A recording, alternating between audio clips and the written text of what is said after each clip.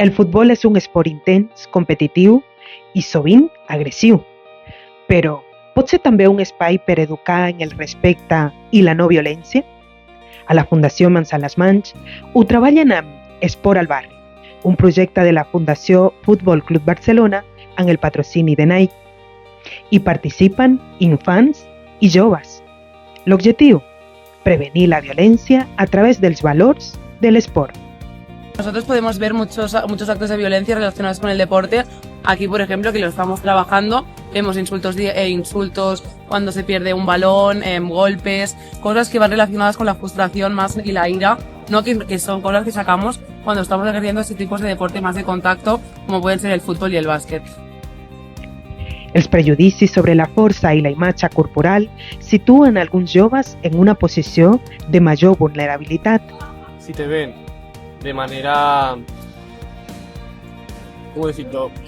Que te ves muy débil, tiran a por ti. Pero si tienes mucha masa acumulada en la barriga, se meterán contigo, te harán muchas cosas. Es treballa un tipus de valor al respecte, el treball en equip, la motivació, també l'ego, com controlar el teu ego, perquè no només és saber guanyar, també és saber perdre. I com fas les teves coses depèn de tu mateix, no?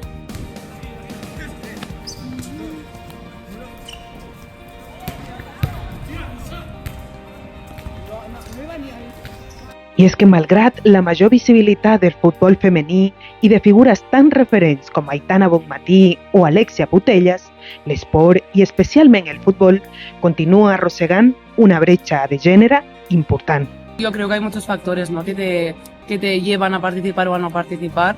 Por ejemplo, lo que comentábamos antes, si tú eres una chica que llegas a un grupo donde solo hay 15 chicos y eres la única, pues a lo mejor te da más vergüenza participar o te sientes más expuesta que si vas en grupo y sois 5 chicas en un grupo de chicos. Entonces sí, son cosas que pues perjudican o no a la hora de querer hacer el deporte o la actividad en sí. Per això, educar en valors és clau a l'hora de crear espais segurs i de confiança perquè infants i adolescents puguin viure l'esport sense por ni discriminació. Aquí todos tenemos el respeto, tenemos la empatía y todo. Todos, si hay algún insulto, se soluciona al instante. Si hay alguna pelea, se soluciona lo antes posible. Pero fuera no tenemos esas cosas, las cosas que aprendemos aquí. Hay gente que no tiene respeto, no tiene empatía, se mete con todo el mundo y por eso hay tantos problemas y todo.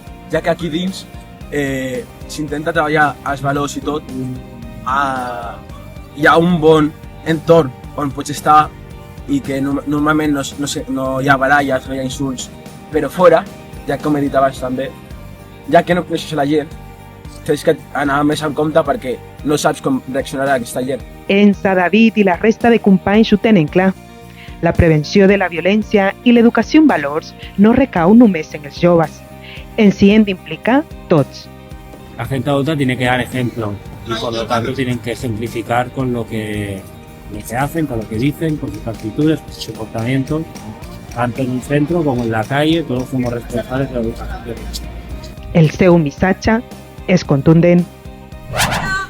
Aturem la violència, canviar l'esport. Ni els insults ni la discriminació a ningú hi tenen cabuda. La teva actitud és important perquè l'esport sigui un espai segur per a infants i joves.